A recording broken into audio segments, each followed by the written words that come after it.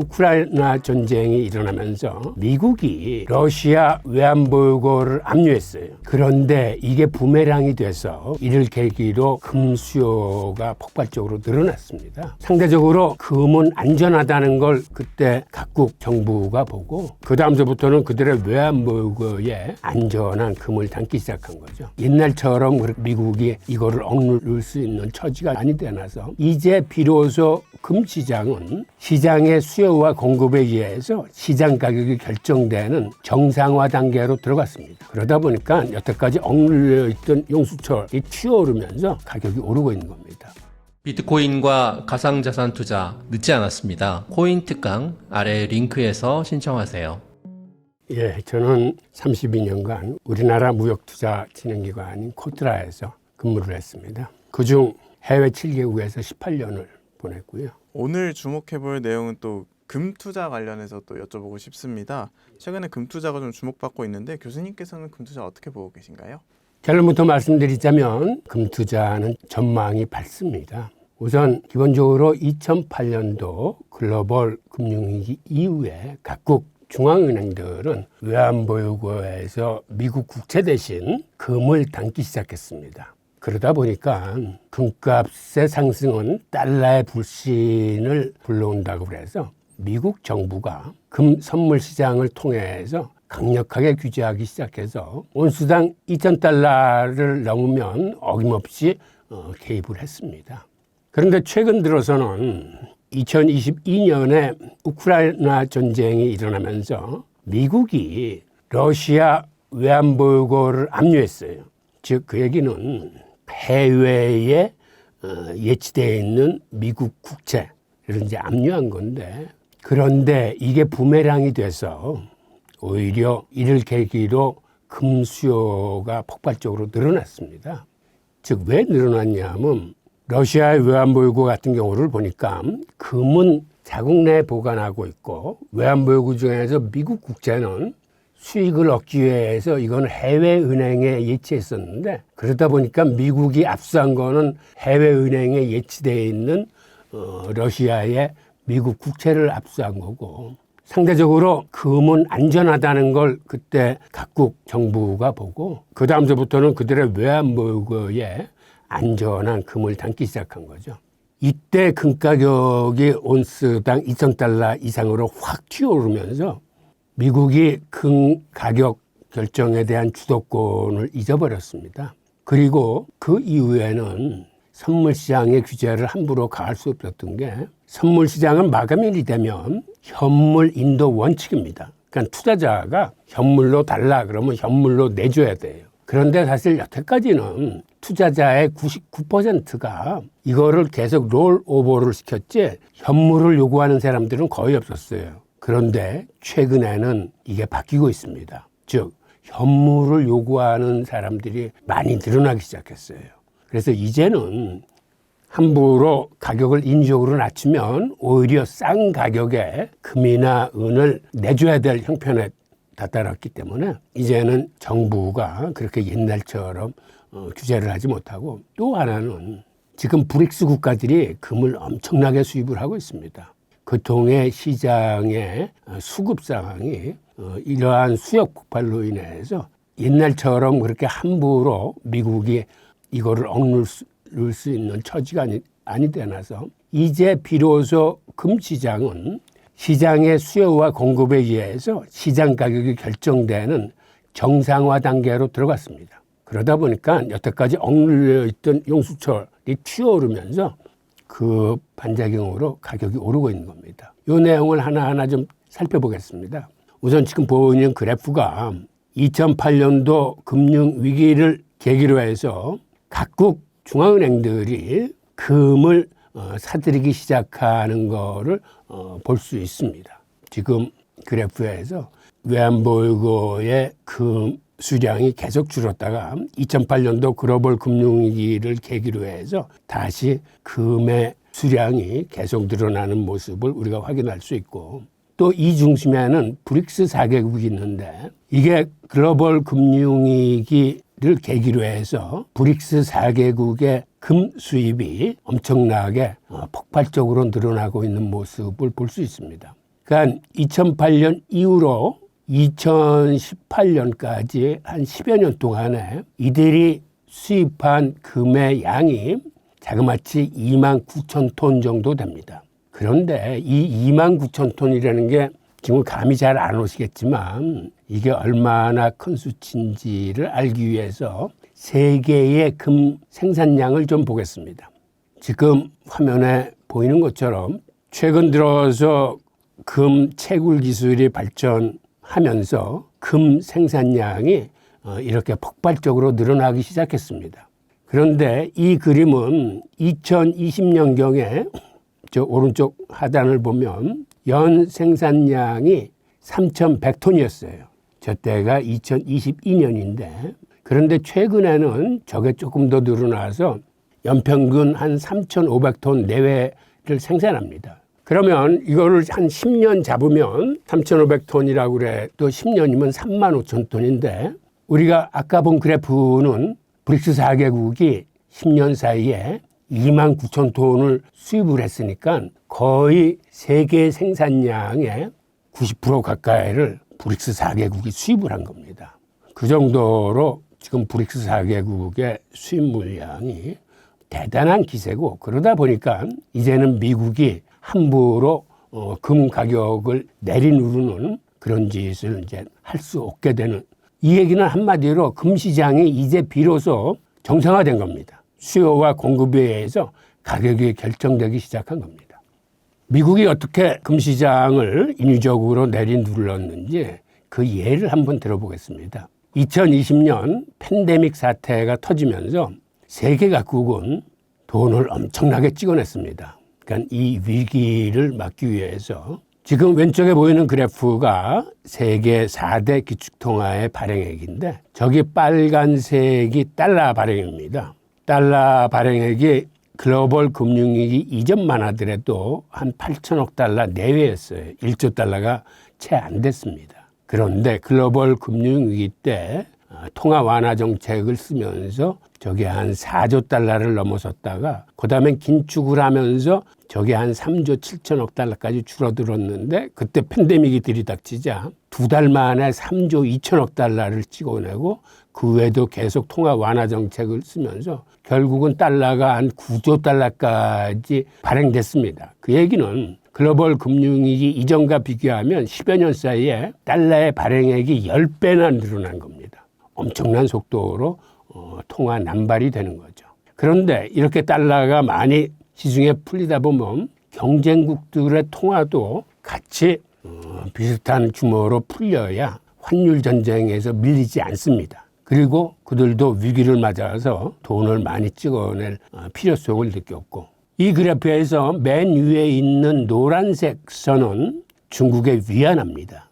위안화가 팬데믹 이전까지만 해도 4대 통화 중에서 가장 많이 찍어냈었는데 중국은 팬데믹 사태를 맞이해서 도시 봉쇄 정책을 쓰면서 오히려 돈을 찍어내지 않았어요. 그래서 지금은 통화 정책에 가장 여유로운 나라가 중국입니다. 그래서 경기 부양을 위해서 계속 금리를 인하하고 지준율을 낮춰서 시중에 통화 공급을 하고 있고 저렇게 돈을 안 찍어내다 보니까 중국은 인플레이션이 일어나지 않았고 오히려 디플레이션을 걱정할 정도로 통화 정책이 안정되어 있는 나라입니다. 반면에 저기 청색 그래프는 유로화입니다. 유로화는 팬데믹 사태 때 달러보다도 돈을 더 많이 찍어냈어요. 그러다 보니까 인플레이션에 시달려가지고 미국보다도 더 고생을 많이 했고 오히려 달러에 대해서 경쟁력이 좀 없어진 편이고 저 초록색은 일본의 엔화입니다. 조그만 나라가 돈을 찍어낸 양은 저 네 나라에 비해서 그렇게 적지 않은 금액을 많이 찍어낸 걸 볼 수 있습니다.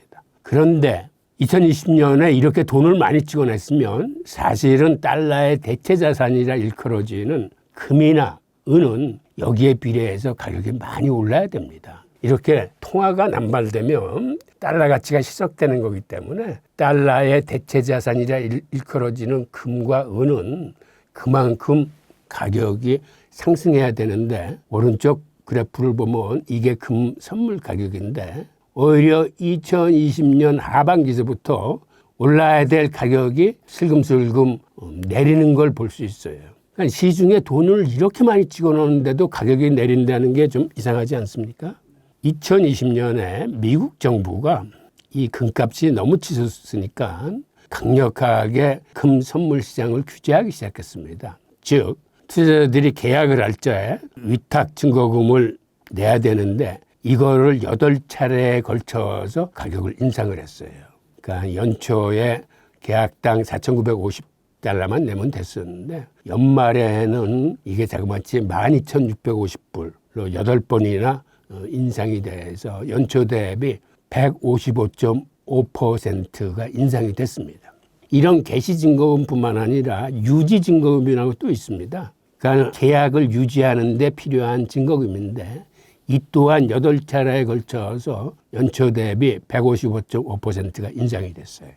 그리고 또 하나는 이건 주로 기관 투자자들이 애용하는 건데 레버리지를 한 200까지 줬었는데 8월 말에 이거를 19배로 축소를 하고 또 9월 이후에 들어서서 이걸 다시 15배로 축소를 해서 이게 금액으로 치면 한 32% 금액을 올린 거나 마찬가지입니다. 이렇게 엄청난 규제로 인해서 금 가격은 온수당 2,000달러를 돌파했던 게 한 1,300~400불까지 떨어지게 됩니다.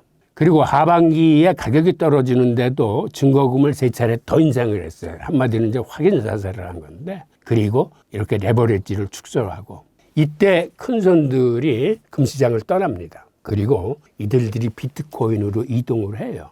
그 전까지만 해도 금과 비트코인은 동행성을 보였습니다. 그런데 2020년 11월을 기점으로 지금 화면에서 보이는 것처럼 두 개는 완전히 가는 방향을 바꿉니다. 디커플링이 되는 거예요. 그러니까 이 시기에 비트코인은 계속 오르고 금 가격은 밑으로 계속 떨어지게 됩니다. 하여튼 이런 과정을 통해서 미국 정부가 얼마나 집요하게 금 가격을 통제했는지를 우리가 알 수 있고 그리고 문제가 된 거는 2022년 우크라이나 전쟁이 발발하자 미국이 러시아의 외환보 요구를 압류했을 때 이때도 극명하게 원래 금 가격하고 미국 10년물 금리는 동행성을 갖고 있었습니다.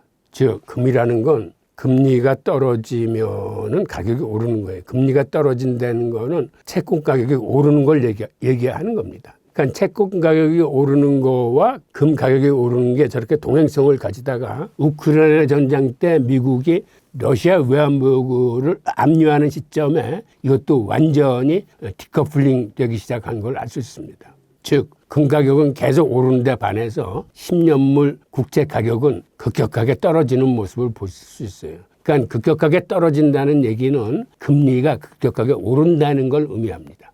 이런 식으로 금 가격과 10년물 국채 가격이 동행성을 가졌다가 이때 디커플링이 된 모습을 우리가 볼 수 있고 또 하나는 최근 들어서 금이나 은 선물 시장에서 현물 인도 요구가 전례 없이 급증하고 있습니다. 기본적으로 선물 시장의 마감이라는 현물 인도 원칙이 살아 있습니다. 즉 대부분의 투자자가 이거를 현물로 받는 그 번거로움을 택하지 않고 과거에는 대부분 롤오버를 시켰어요.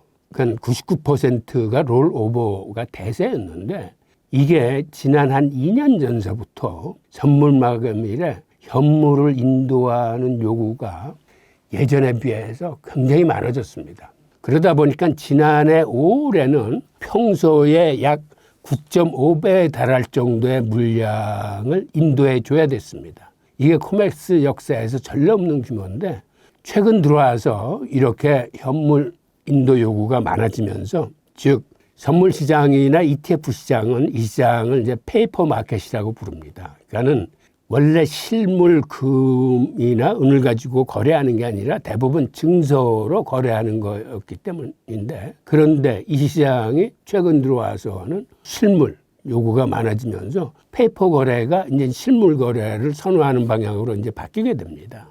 그러다 보니까 이렇게 현물 인도 요구가 늘어나면서 선물 가격이 현물 가격보다 높은 백오데이션을 유발함으로써 런던과 중국 등으로부터 금이 미국으로 유입되게 됩니다. 그러니까 미국 선물 시장이 금을 내줘야 되기 때문에 이제는 원래 미국은 현물을 그렇게 많이 갖고 있지 않았습니다.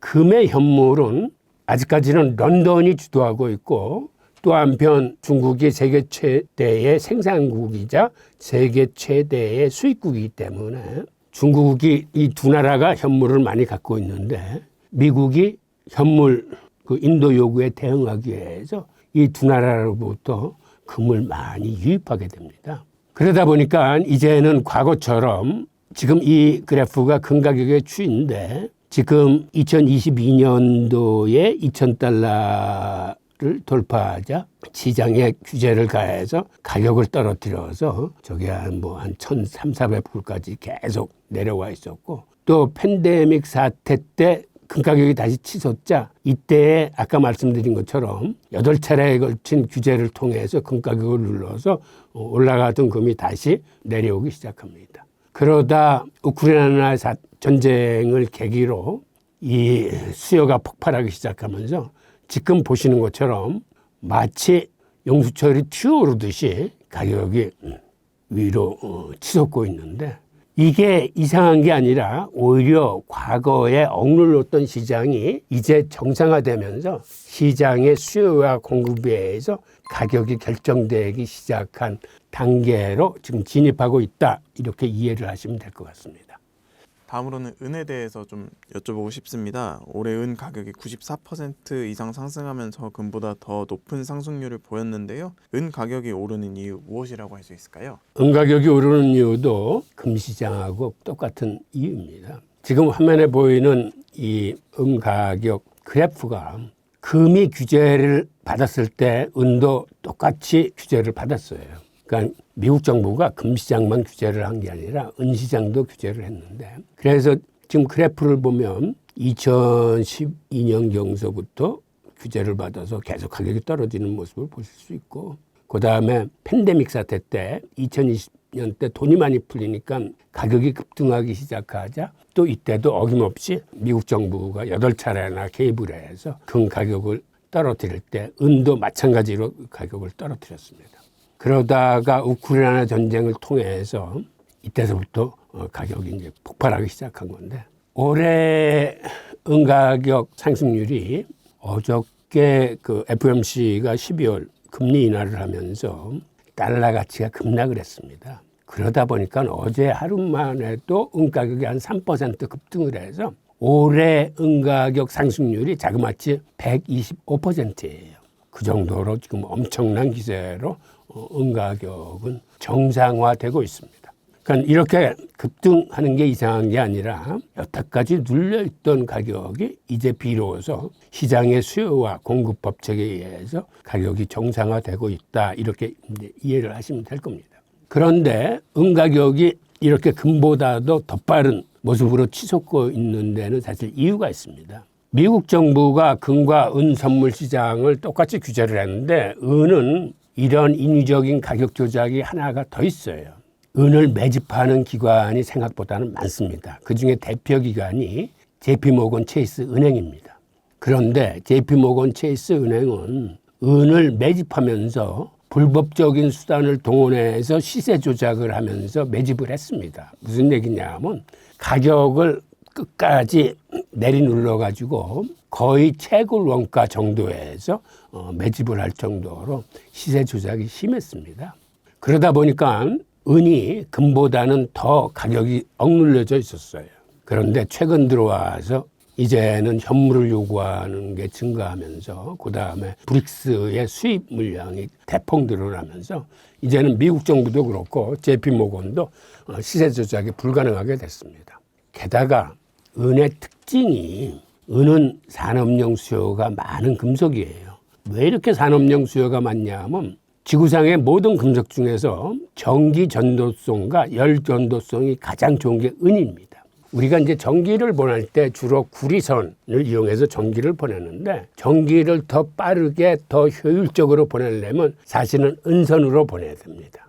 그러다 보니까 고급 제품, 빠르고 효율적으로 전기를 보내야 될 제품들에는 최근 들어와서 은을 사용하는 그러한 수요가 커졌습니다. 게다가 또 하나의 이유는 은은 수요에 비해서 공급이 못 쫓아오고 있습니다. 그러다 보니까 지난 5년간 은의 수요가 공급보다 한 1-20% 많았어요. 그러니까 5년 동안 다시 이야기하면 시중의 재고가 계속 고갈되기 시작한 겁니다. 이렇게 시중의 재고가 고갈되다 보니까 최근에 어떤 일이 벌어졌냐 하면 인도에서 힌두교 축제를 만나서 사람들이 은장식품 수요를 살려고 그러는데 시중에 은이 고갈된 겁니다. 이게 한 10월 17일경으로 기억되는데 그날 동시에 런던 은 현물 시장의 은도 고갈됐어요.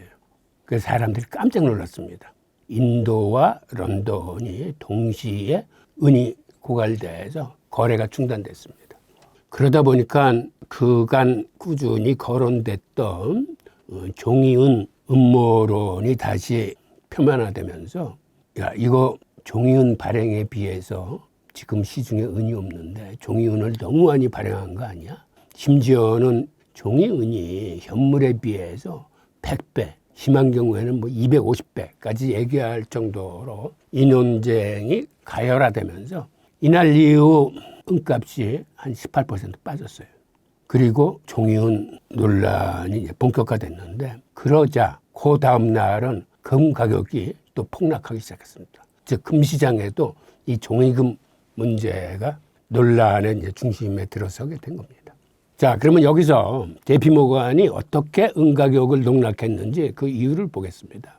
그러니까 은 가격이 오르지 못한 은 가격이 이렇게 낮게 형성됐던 이유는 미국 정부가 규제했는데 여기다 더해서 JP모건이 시세 조작을 해서 끝까지 은 가격을 끌어내린 겁니다. 그들이 어떻게 시세 조작을 했냐 하면 이거는 스푸핑이라 일컬어지는 불법 기술인데 한마디로 거래 의사 없이 초단타 매매를 하면서 대규모 주문을 호가창에 띄우는 겁니다. 그럼 호가창에 그렇게 대규모 주문이 뜨면 큰 물량을 팔 사람들이 그 매도를 하게 될 적에 거래 성사 직전에 이 매수 주문을 취소해버리는 겁니다. 그러면 어떤 일이 벌어질까요? 초단타 매매라는 건 1000분의 1초 이내에 이루어지는 거래를 얘기하는 건데 그거를 살려고 했던 사람 그 물량이 그 주문이 취소되면서 그 밑에 물건들을 매수하게 되는데 물량이 많으면 즉 유동성이 크면 이때 가격이 급락합니다. 그 큰 물량을 받쳐줄 만한 게 없기 때문에 이런 식으로 가격을 인위적으로 끌어내리는 겁니다. 이게 사실 불법이에요. 그런데 이 짓을 지난 한 글로벌 금융위기 이후서부터 했으니까 거의 한 15년 이상을 한 거죠. 근데 이게 불법이기 때문에 사실 미국 법원에 3번이나 기소가 됐습니다. 그래서 벌금도 많이 냈는데 이런 걸 통해서 벌어들이는 수익이 더 크기 때문에 그 벌금을 계속 물어가면서도 이 버릇을 고치지 못했어요. 지금도 이걸 하고 있나요? 지금은 못해요. 지금은 이렇게 은 가격이 튀어오르는 이유는 한마디로 미국 정부도 규제를 못하고 이제는 JP모건도 이런 식으로 가격을 끌어내지 못합니다. 이제는 선물 시장에서 은 현물을 요구하는 게 늘어나기 때문에 가격을 내리면 그 내린 가격에 은을 내줘야 돼. 그러니까 지금은 이제는 가격 결정 주도권이 시장으로 돌아왔어요. 과거는 미국 정부는 JP모건이 이렇게 자의적으로 가격을 끌어내렸지만 이제는 그 짓을 못하고 비로소 정상화된 겁니다. 이를 통해서 JP모건이 어느 정도의 많은 은을 모았냐면 지금 오른쪽에 보이는 그래프가 은 매집 기관들인데 이 중에 절반이 JP모건이 모은 금입니다. 이 최근 통계는 없어서 제가 2021년 통계를 보니까 JP모건이 보유하고 있는 은이 약 6,000톤 정도 돼요. 이제 그 이후에도 계속 모았을 테니까 지금은 저거보다 더 많겠죠. 근데 그들의 매집 단가가 온스당 한 15달러 내지 18달러에서 매집을 했는데 이 당시 채굴 원가가 온스당 14달러 내지 17달러였어요. 그러다 보니까 JP모건은 거의 채굴 원가에 악랄하게 그 은을 매집했다고 볼 수 있습니다. 그렇다면 어떻게 시장이 정상화됐는지 그 내용을 한번 보겠습니다. 선물 시장은 마감일에 현물 인도가 원칙입니다. 그런데 여태까지는 대부분의 투자자들은 이거를 롤오버를 시키면서 99% 이상이 롤오버가 됐었어요. 그러니까 현물을 요구하는 사람들이 그렇게 많지 않았습니다. 근데 최근 들어와서 선물 시장에서 현물 인도 요구가 급증하고 있습니다. 올해만 해도 5천만 온수 이상의 실물 은이 인출됐어요. 그러니까 인도 요구로 인해서 내줬다는 얘기입니다.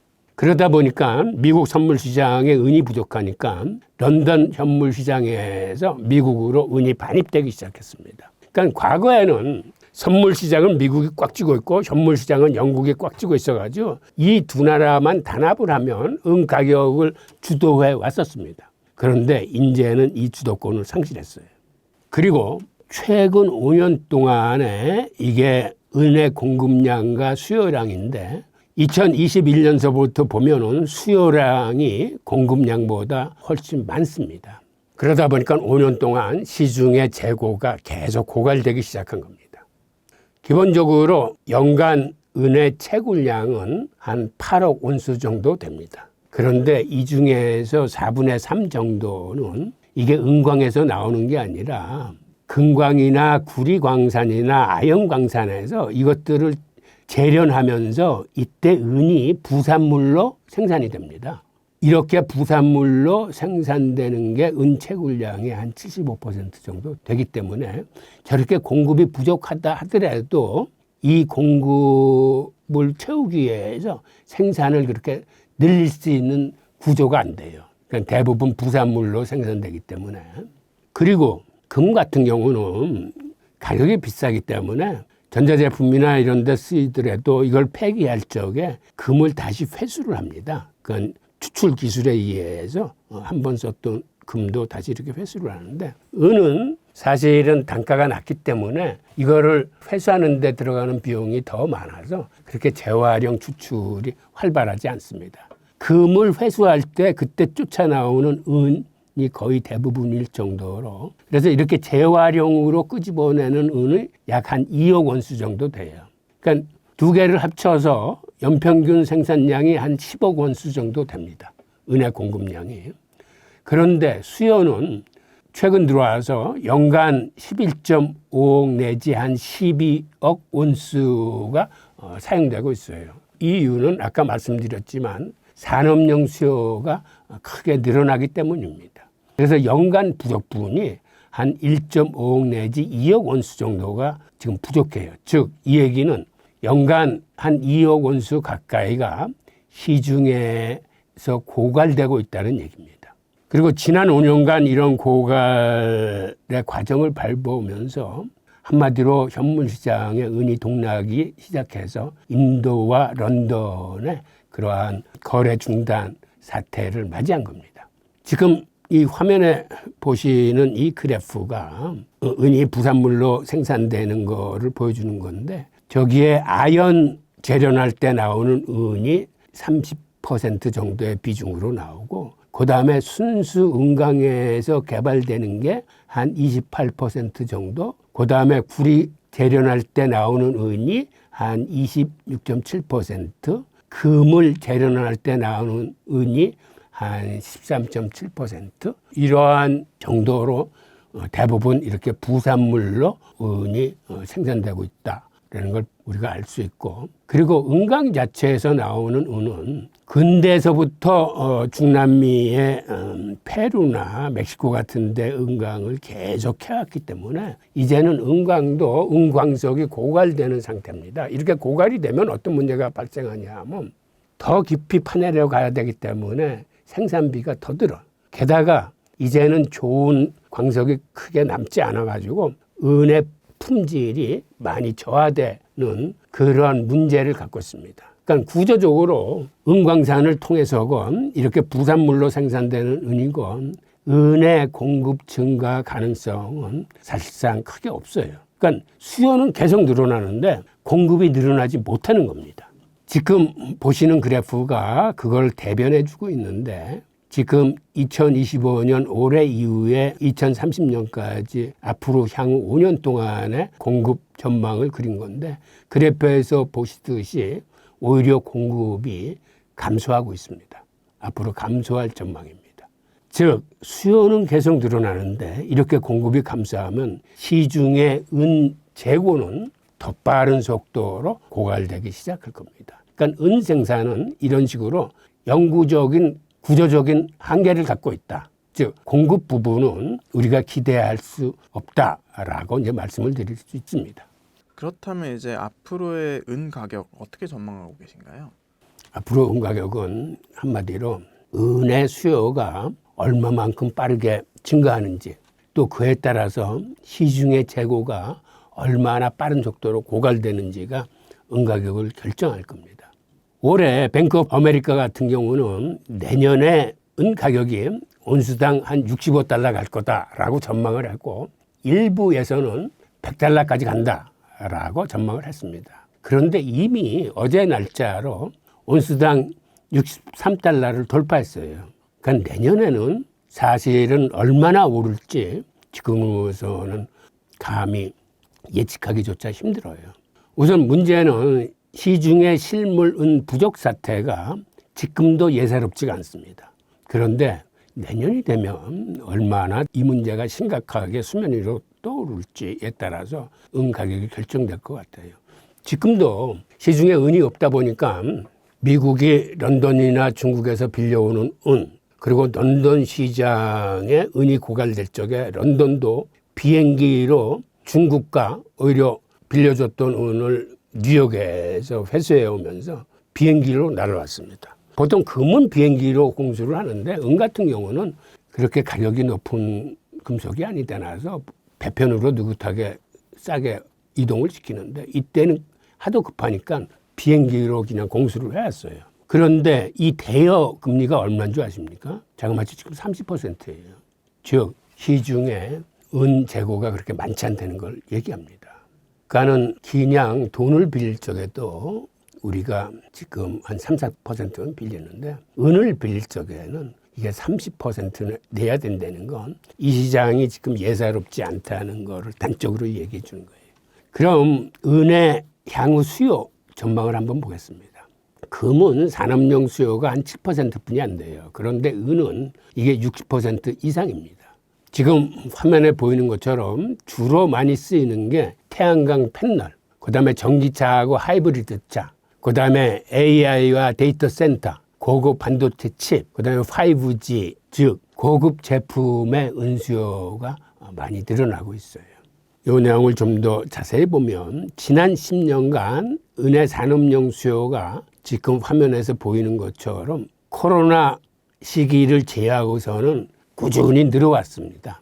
그런데 이게 앞으로는 더 빠른 속도로 늘어날 거예요. 지난해에 은의 산업용 수요가 사상 최고치였는데 6억 8천만 온스가 산업용으로 쓰였어요. 이때 태양광 패널, 전기차, 반도체 칩, 5G 기지국 이런 데 주로 쓰였는데 이 분야가 앞으로 증가세가 예사롭지가 않습니다. 그 내용을 하나하나 보겠습니다. 태양광 같은 경우 지금 보시는 그래프가 지난 10년간 수요가 상승하는 거를 보여주는 그래프인데 최근에 들어와서 2023, 2024년도에 급격히 수요가 증가하는 모습을 보이실 수 있습니다. 그리고 앞으로는 어느 정도 쓰일까를 보여주는 건데 미국만 하더라도 지금 빨간색이 수요가 이제 늘어나는 걸 표시한 거고 글로벌 규모로 봤을 적에도 2030년경에 계속 늘어나는 수치를 볼 수 있을 겁니다. 지금의 이런 추세라면 2030년까지 현재 2배로 증가하게 되는데 이때 연간 한 1.5억 원수가 추가로 필요하다고 합니다. 그래서 태양광 판넬의 은절강 기술이 개발되지 않는다면 이 분야에서 늘어나는 은수요가 폭발적으로 늘어날 겁니다. 그 다음에 전기차 부분입니다. 전기차 부분도 지난 10여 년 사이에 연평균 상승률이 한 43%나 될 정도로 급속하게 커오고 있는데 보통 우리가 타는 내연 자동차 같은 경우에는 은이 한 15g 정도 들어간다고 합니다. 그런데 전기차 같은 경우에는 이게 25g 내지 고급차인 경우, 대형차인 경우에는 55g까지 들어가요. 그러니까 일반 차에 비해서 은의 수요가 폭발적으로 커지는 겁니다. 그럼 앞으로는 어떻게 될까요? 그동안에는 전기차 그 캐즘이라고 해서 일시적인 그 수요 정체 현상이 있었는데 올해서부터 오히려 전기차 수요가 더 늘어나고 있습니다. 지금 보시는 그래프가 저 맨 위의 황색 선이 앞으로 늘어날 전기차 시장 규모입니다. 그 다음에 그 두 번째 그 회색, 청회색, 이게 하이브리드 자동차인데 하이브리드 자동차는 전기차보다 더 빠른 속도로 저렇게 증가를 할 겁니다. 그래서 앞으로 전기차와 하이브리드 차가 저렇게 늘어나면서 이 분야의 은 수요 또한 굉장히 빠른 속도로 늘어나는 걸 우리가 알 수 있고 또 하나는 AI 분야, 데이터 센터 분야, 5G 통신 분야 이쪽에도 은 수요가 굉장히 많이 쓰입니다. 사실 이 분야가 어떤 의미에서는 더 많은 은의 수요를 부르고 있어요. 그리고 지난해 같은 경우를 보면 은 공급량은 채굴이나 2차 추출이나 이걸 다 합쳐서 한 10억 온수 정도 됐습니다. 그런데 수요는 11억 6천만 온수였었어요. 그러다 보니까 1억 4천만 온수가 이제 부족됐던 건데 이러한 상태가 지난 5년간 계속 이어져 왔습니다. 그러다 보니까 이렇게 매년 모자른 부분은 시중에 은을 갖다 쓰다 보니까 시중의 은이 고갈도는 속도가 빨라지는 겁니다. 그래서 바로 인도와 런던 사태 그리고 미국 선물 시장에서도 은 현물 요구가 늘어나는 이유입니다. 앞으로 5년 동안에 이거 전문기관에서 낸 수치인데 태양광 같은 경우는 성장률이 40% 내지 60%라고 합니다. 그러니까 엄청나게 빠른 속도로 성장을 할 거고 전기차 분야는 오히려 태양광보다도 성장 속도가 더 빠릅니다. 앞으로 5년 후에 지금의 50% 내지 70%가 성장할 거라고 그러고 그 다음에 고급 전자제품, 인공지능 분야, 데이터 센터 분야는 한 20% 정도 성장이 예상된다고 하는데 문제는 쓰이는 양은 이 분야가 훨씬 더 많습니다. 그러니까 태양광 분야는 한 3억 원수, 전기차는 1억 4천만 원수인데 반해서 이 인공지능과 데이터 센터 분야는 자그마치 한 4억 원수 이상이 필요합니다. 이런 식으로 이 세 분야 공이 앞으로 성장 속도가 빠르기 때문에 은 수요는 지금보다는 훨씬 더 빠른 속도로 고갈이 될 겁니다. 이러한 관점에서 현재 은 시장의 본질을 보면 과거의 은은 일반인들이 귀금속이라고 생각을 했어요. 그런데 이제는 귀금속이 아니라 이렇게 재생에너지나 전기차나 인공지능, 데이터 센터에 들어가는 핵심 자원입니다. 그러니까 산업용 핵심 자원으로 쓰이기 때문에 이제 귀금속의 관점으로 은을 바라보면 이제 안 될 것 같고 더불어서 최근에 시장에 이상 현상들이 발생했습니다. 이거를 제대로 좀 이해를 하셔야 되는데 이로 인해서 은의 구조적 공급 불안 요소가 이제 더 커지고 있습니다. 내용을 한번 보겠습니다. 지난 10월 17일 날 인도에서 힌두교 축제를 맞아서 은 사재기가 벌어졌는데 이때 시중에 은이 고갈이 돼버렸어요. 그리고 동시에 같은 날 런던 은 현물 시장에서도 은이 고갈이 돼서 거래가 중단됐습니다. 이 이후에 은 가격이 한 18% 정도 폭락을 했는데 지금 오른쪽 화면의 그래프를 보면 바로 10월 중순 넘어서 치솟아가 던 은 가격이 확 떨어진 모습을 보실 수 있을 거예요. 그러다가 다시 꿈틀꿈틀 올라가다가 다시 한번 조정을 받고 최근 들어와서 다시 이렇게 치솟고 있습니다. 그러니까 인도 같은 경우는 사실은 올해 들어서 수입량이 한 42% 감소했다고 그래요. 인도가 사실은 은의 수요가 굉장히 큰 나라인데 수요는 급증하는데 이렇게 수입이 감소하다 보니까 시중에 은이 고갈된 겁니다. 이렇게 시중에 은이 고갈되자 은 ETF가 신규 매수를 중단하는 사태가 발생했습니다. ETF를 팔면 그에 대응해서 현물을 사서 자산운용사가 보관을 해야 됩니다. 근데 시중에 현물이 없다 보니까 ETF 판매 자체를 중단하는 사태까지 이르렀습니다. 그리고 인도에서는 최근에 은 가격에 프리미엄이 붙기 시작해서 국제 시세보다 한 10% 이상 비싼 가격에 거래되고 있습니다. 그러다 보니까 인도 같은 경우도 은을 항공으로 긴급 운송해 오고 특히 런던 같은 경우가 이렇게 은거래가 중단되니까 당일날 중국과 미국에서 비행기로 은을 실어서 조달을 했습니다. 그렇게 은을 빌리는 대여금리를 30%씩 내고 중국과 미국 선물시장에서 은을, 그러니까 미국 선물시장도 은이 없어서 그간 런던 현물시장에서 꾸준히 은을 사왔었는데 오히려 런던 현물시장이 위기가 발생하니까 뉴욕 선물시장에 있던 은조차 저렇게 항공편으로 실어 날라야 될 정도로 지금 시장이 생각보다는 긴박하게 돌아가고 있습니다. 자, 런던 그 은 실종 사태를 한번 보겠습니다. 이게 10월 17일 날 인도에서 은이 고갈된 그때 동시에 런던이 고갈이 됐어요. 그런데 그들이 통계상으로는 9월 말 기준으로 자기들이 한 2만 4천 톤 정도의 은을 갖고 있다라고 그랬는데 이 수치 자체도 2021년에 비해서 한 40% 정도 감소된 수치입니다. 그런데 이 수치의 83%가 이미 ETF에 할당된 은이에요. 즉, 은 ETF가 팔리면서 그들이 사놓은 은을 단지 런던 현물시장이 보관하고 있던 겁니다. 그러니까 이 중에서 가형으로 쓸 수 있는 은은 그렇게 많지 않다는 얘기죠. 이렇게 5년 넘게 구조적으로 공급이 부족해 온 결과 이런 식으로 현물시장에 은이 많이 이제 고갈된 겁니다. 그러니까 뉴욕 코맥스 창고에 런던으로 2천만 온스 약 467톤의 은이 항공편으로 이때 런던으로 반출이 됐어요. 사실 467톤이면 굉장히 많은 은인데 이거를 항공으로 긴급 공수를 할 정도로 상황이 이제 긴박하게 돌아갔던 겁니다. 전체적으로 이때 런던 현물시장이 미국과 중국으로부터 빌려온 은이 한 1,000톤 정도 됐습니다. 다시 얘기해서 중국으로부터 더 많은 은을 빌려왔어요. 그런데 이때 대여금리, 리스레이트가 30% 이상 폭등을 했습니다.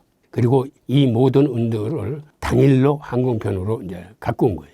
그러니까 이제 런던 시장에서 유통이 가능한 은재고는 한 1억 5천만 온스뿐이 없어요. 이게 2019년 대비 82%가 이제 감소했는데 이나마도 지금과 같은 사태가 앞으로도 반복되면 아마 신뢰에 크게 금이 가면서 다시 한번 가격이 이제 요동치기 시작할 겁니다. 이로 인해서 이제 종이은 논란이 다시 불붙었는데 지금 종이은이라 하는 얘기는 은 ETF나 은 선물 시장의 증서, 즉 페이퍼가 바로 그들이 갖고 있는 현물보다 선물 증서를 더 많이 발행하지 않았느냐라는 의혹을 받고 있는 겁니다. 심지어는 업계 일각에서는 종이은의 양이 실물 대비 100배, 많으면 한 250배에 달한다라는 이런 극단적인 추정까지 나오면서 지금 수년간 논쟁 중입니다. 선물 시장에서도 앞으로 마감일이 들어오면 이때 실제로 투자자들이 현물을 달라고 요구를 하면 여기에 대응하기가 사실상 불가능해집니다. 지금도 많은 투자자들이 옛날에 비해서 실물 인도를 많이 요구하면서 이런 유동성 위기가 터졌는데 앞으로 사람들이 대부분 이제 종이은은 믿지 못하겠다. 나는 마감일에 실물은을 요구를 해야 되겠다라는 사태가 마치 뱅크런처럼 터지면은 이거를 감당해내지 못하게 될 겁니다.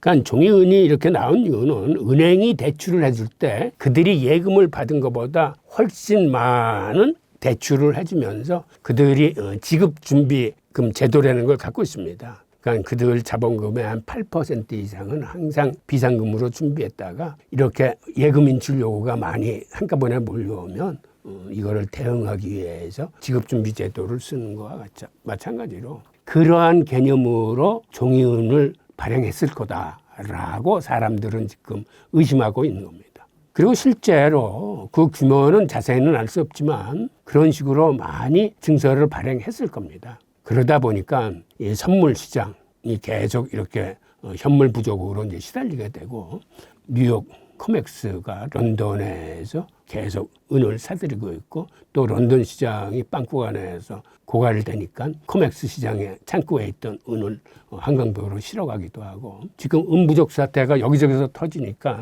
서로 은을 빌리느라고 이렇게 지금 한마디로 난장판을 만들고 있습니다. 그리고 최근에는 또 어떤 사태가 발생했냐면 세계 최대의 파생상품 거래소인 CME가 은거래를 중단하는 사태가 발생했어요. 이게 바로 11월 28일 날 발생했는데 그들이 대외적으로 발표한 이유는 데이터 센터의 냉각 시스템이 고장이 나서 선물 거래를 12시간 정지시킨다라는 게 그들의 이유였습니다. 그런데 사람들이 이게 이유를 거지것대로 받아들이지 않고 의심을 하는 게 이때가 추수감사절인가 그래서 사실상 그렇게 거래 수요가 많이 일어나지 않았을 때입니다.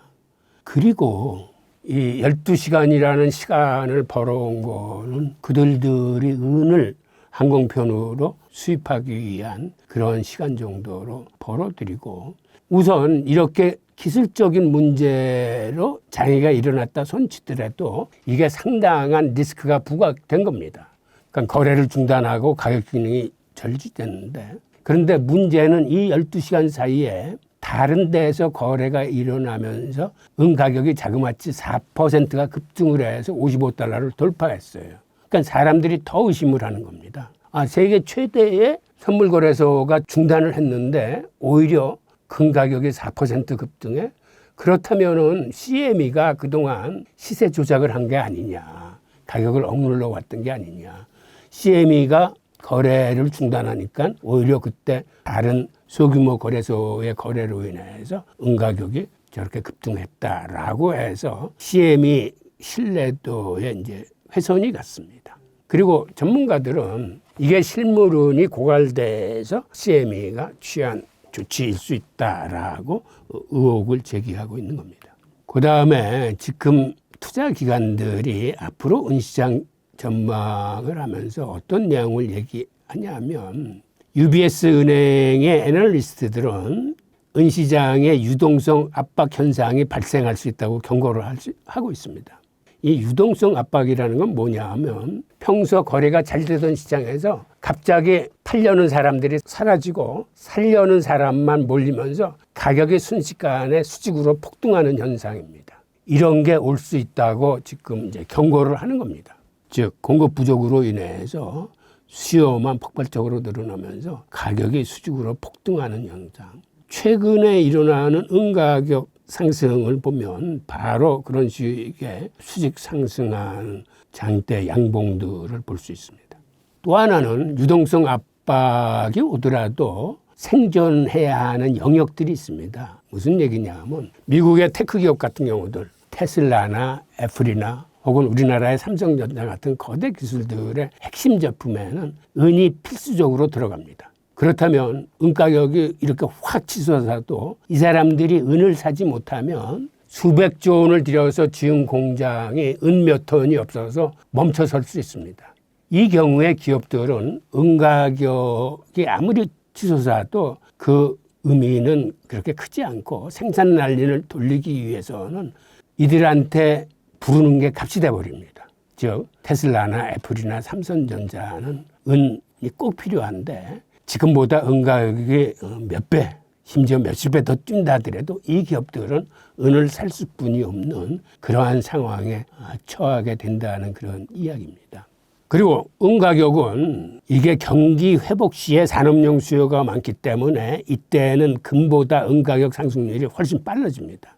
마찬가지로 금리 인하 시기하고 달러 가치 하락 시기에도 대체 자산인 금과 은의 수요가 늘어나는데 이때에도 은 가격의 상승 속도가 금 가격 상승하는 속도보다 더 빠릅니다. 그리고 최근 들어와서는 은의 실물 부족으로 인해서 은을 핵심 자원으로 선언하는 나라들이 늘고 있습니다. 우선 대표적인 나라가 미국과 중국이에요.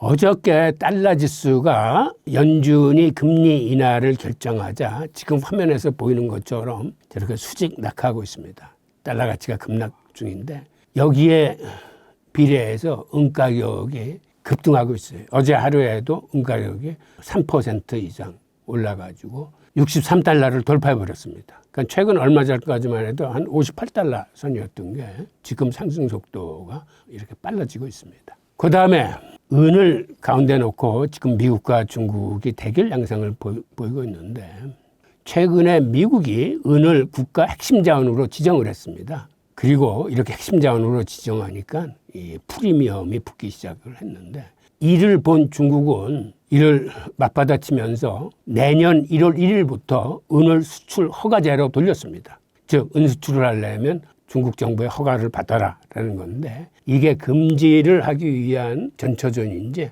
앞으로 이를 통해서 중국이 세계 은 생산 2위국입니다.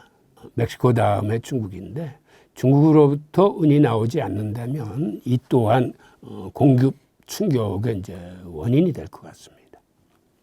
그러니까 중국의 은 수출 허가제는 공급 충격으로 이어질 수 있다는데 지금 보이는 이 그림이 세계 은 생산국인데 멕시코가 한 2억 온수 정도 생산을 하고 중국이 1억 온수 정도 생산을 하고 페루가 또한 한 1억 온수 정도 생산을 해서 이 세 나라가 세계 3대 주요 생산국들입니다. 그럼 이제 금과 은의 관계가 좀 궁금한데 여기에 대해서도 한 말씀 해주시면 좋을 것 같습니다. 고대로부터 동양과 서양에서 공이 금과 은의 관계를 그들이 어떻게 생각했냐면 금은 태양이고 은은 달이라고 생각을 했어요. 그러다 보니까 태양이 스스로 자전을 통해서 이렇게 한 바퀴 도는 게 1년 걸렸습니다. 그런데 그 1년 사이에 달은 금달에서 보름달로 해서 다시 금달로 바뀌는 이 상망 주기가 12번 반 있습니다. 그래서 금 1kg하고 은 12.5kg 정도의 교환이 타당하다라고 해서 서구 같은 경우는 1대 12 내지 13 이 교환 비율이 지난 몇천 년 동안 계속 진행되었어요.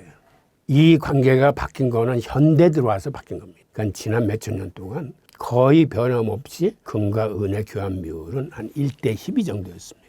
그런데 실크로드를 통해서 중국의 비단이나 도자기나 중국 차들을 수입을 하면서 특별히 서양에서는 수출할 물량이 거의 없어서 이거를 수입하기 위해서 대량의 은이 서양으로부터 중국으로 흘러들어가기 시작했습니다. 그리고 중국은 은을 조세의 기본으로 써야 되기 때문에 은 가치가 높이 평가돼서 중국에서 금과 은의 교환 비율은 1대 6이었습니다. 이슬람은 서양과 중국 사이에 있으면서 이슬람의 교환 비율은 1대 9였어요. 즉 서양의 은이 이렇게 중국으로 계속 흘러들어가는 이런 모양새를 보였는데 이게 20세기 초까지만 해도 여기서 크게 벗어나지 않아서 한 1대 20까지 올라갔다가 이게 최근에 들어와서 금과 은의 교환 비율이 특히 JP모건의 시세 조작으로 인해서 엄청나게 벌어지기 시작했습니다. 그래서 이게 1대 60 내지 80, 심한 경우에는 1대 125까지 이렇게 치솟으면서 엄청나게 벌어졌던 이 교환 비율이 최근에는 다시 좁혀지면서 현재는 80 내에 지금 한 70, 77, 75 그 정도에서 교환 비율이 이루어지고 있을 겁니다. 지금 이 화면에 보이는 그래프가 금과 은의 교환 비율입니다. 한때 은이 저평가 인식이 확산되면서 교환 비율이 125, 107까지도 이렇게 벌어졌다가 지금 78 정도로 이제 하락되어 있는 상태고 은의 특성상 산업용 용도가 많이 쓰이다 보니까 경기 위기 시에는 그러니까 글로벌 금융위기 같은 게 닥치면은 금 가격이 떨어지는 것보다 은 가격이 떨어지는 폭락 속도가 더 빠릅니다. 그러니까 이때는 은을 갖고 있는 분들은 빨리 처분을 하셔야 돼요. 그런데 경기 회복이 된다라고 반전이 되면 이때는 또 상황이 역전이 됩니다. 금 가격이 오르는 속도보다 은 가격의 상승 속도가 훨씬 빠릅니다. 이거를 글로벌 금융위기 때를 보면 우리가 확실히 알 수 있는데 위기 직전에는 교환 비율이 1대 45 혹은 1대 45 바로 50 내외 정도의 구간에서 이렇게 유지됐어요. 그러다 2008년 중반에 리먼 사태 터지기 직전에 금융 위기 분위기가 퍼지니까 이때 교환 비율이 60까지 상승을 했습니다. 그리고 실제로 리먼 브라더스가 파산되고 난 다음에는 이게 80 내지 85까지 폭등을 합니다. 그러니까 이렇게 폭등하는 이유는 금이 비싸지는 것보다 은의 붕괴 속도가 더 빠르기 때문에 이렇게 이제 교환 비율이 폭등하게 되는 건데, 그래서 금융위기 최악의 구간에 1대 80 내지 90을 유지했어요. 그러다 금융위기가 회복 단계로 들어가자 이때는 은 가격 속도 상승 속도가 빨라지면서 다시 1대 60대로 이제 재진입을 하게 됐습니다. 이런 걸로 봐서 은 투자를 하실 적에는 이 경기가 지금 위기로 가고 있느냐 혹은 회복되고 있느냐 이 관계를 잘 보셔야 되고, 마찬가지로 금리 인하 시기에도 은 가격 상승률이 훨씬 빠릅니다. 또 달러가 약세 구간으로 들어가도 은 가격 상승률이 지금 빨라요. 그러다 보니까 최근에는 미국의 연준이 금리 인하 기조를 밟고 있고 미국 정부 자체가 달러의 약달러를 지금 유도하고 있는 이 두 개가 겹치는 시기이기 때문에 은의 가격 상승률이 그렇게 빠르게 올라간다고 보실 수 있습니다. 그러면 초보 투자자들은 지금 금을 투자할지 은을 투자할지 고민이 많을 것 같은데요. 교수님께서는 금과 은 둘 중에 어떤 자산에 투자하는 게 더 좋은 전략이라고 보시나요?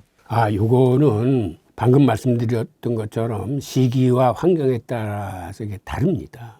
그러니까는 경기 회복 시에는, 그리고 금리 인하 시에는, 그리고 달러 가치 하락 시에는 이때는 은에 투자하셔야 됩니다. 왜 그러냐면 은 가격 상승 속도가 금보다 훨씬 좋습니다. 그런데 경기 침체가 우려되거나 인플레이션이 우려되는 이런 시기, 그 다음에 금리가 다시 고금리 기조로 상승 기조로 바뀐다거나 달러 가치가 다시 강달러로 전환되는 이런 시기에는 이걸 빨리 판단하셔야 되는데, 이때는 반대 현상이 일어나기 때문에 은 가격의 하락 속도가 금보다 훨씬 빨라집니다. 그러니까는 금과 은을 선택하는 거는 두 금속 자체의 비교보다는 이 거시경제 흐름에 따라서 그때그때 상황에 따라서 판단하셔야 돼요. 미래 화폐 관련해서 질문 하나 드리겠습니다. 교수님 이번에 나온 저서에서 돈은 결국 신뢰의 문제라는 말씀을 해주셨습니다. 이제 이 말이 어떤 의미인지, 그리고 앞으로 돈이라는 것이 어떻게 바뀔 것인지도 한 말씀 해주시면 좋을 것 같습니다. 우리가 과거의 역사를 들여다보면 사실 모든 화폐는 자체의 기능보다는 사람들이 얼마나 믿고 쓰느냐의 신뢰 문제로 귀착이 됩니다. 금본위 제도에서는 사람들이 이제 금을 믿었어요. 그리고 음본위 제도하에서는 은을 믿고, 그리고 양본위 제도하에서는 금과 은을 같이 쓰면서 이런 실물 화폐의 근원은 금과 은을 믿는 데에서부터 실물 화폐가 힘을 받았습니다. 그런데 1972년 닉슨 쇼크 이후로 이 금과의 고리가 떨어져 나가면서 전적으로 미국의 신용에 의존해야만 되는 신용화폐, 즉 피아트 머니 시대가 들어와서는 미국이 생각보다는 신용을 많이 지키지 않았어요. 그래서 우리가 안전자산이라고 믿는 달러 가치의 훼손이 99% 이상 가치가 상실됐습니다. 즉 1971년만 해도 금 1온수를 사는데 35달러면 샀는데 지금은 자그마치 4,300불 가까이 줘야 삽니다. 그리고 최근 들어와서는 통화 남발의 속도가 더 빨라졌어요. 최근 15년 사이에 달러 발행액이 한 10배 이상 늘어났습니다. 결국은 이러한 신뢰 문제로 인해서 비트코인도 탄생하게 된 거고, 앞으로는 기축통화 자체가 굉장히 다원화될 겁니다. CBDC 사회로 이제 들어가게 되면 브릭스는 브릭스 나름대로 국제결제 시스템을 도입을 해서 그들이 기축통화를 만들려고 시도를 할 겁니다. 그리고 유럽은 유럽대로, 오펙은 오펙대로, 뭐 남미연합은 남미연합대로 새로운 CBDC를 맞이해서 이 기축통화들이 탄생하면서 달러의 기축통화에 이게 위축이 될 겁니다. 동시에 통화 종류도 굉장히 다변화돼요. 그러니까 달러와 같은 법정 통화가 있고 중국과 브릭스가 주도하는 CBDC가 있고 미국이 주도하는 스테이블 코인이 있고 그다음에 비트코인과 같은 암호화폐가 있고 이 네 종류의 통화가 서로 치열하게 경쟁하면서 또 한편으로는 서로 협력해서 융합하면서 이제는 시장의 경계가 허물어지고 이게 한 울타리 내에서 거래하는 이런 상태로 바뀌면서 온라인의 거래가 이제 대부분 온체인으로 넘어와서 24시간 연중무휴 거래가 되면서 모든 것들이 조각 투자가 가능해집니다. 즉 지금은 통화혁명의 변곡점에 저희들이 서 있습니다. 이런 변곡점을 거쳐서 앞으로는 과거에는 한 나라가 즉 패권 국가가 일방적으로 통화 공급을 했다면 앞으로는 소비자들이 자기가 원하는 통화, 가치 저장 수단이 탁월한 통화를 선별해서 거래와 결제로 쓰게 되면서 세상이 많이 바뀌게 될 겁니다. 하여튼 이러한 신뢰 문제, 이게 과거의 역사에서 그리고 우리 인문학 서적에서 어떤 형식으로 표현되고 도출됐는지를 함께 묶은 책이니까 많은 관심과 사랑 부탁드립니다.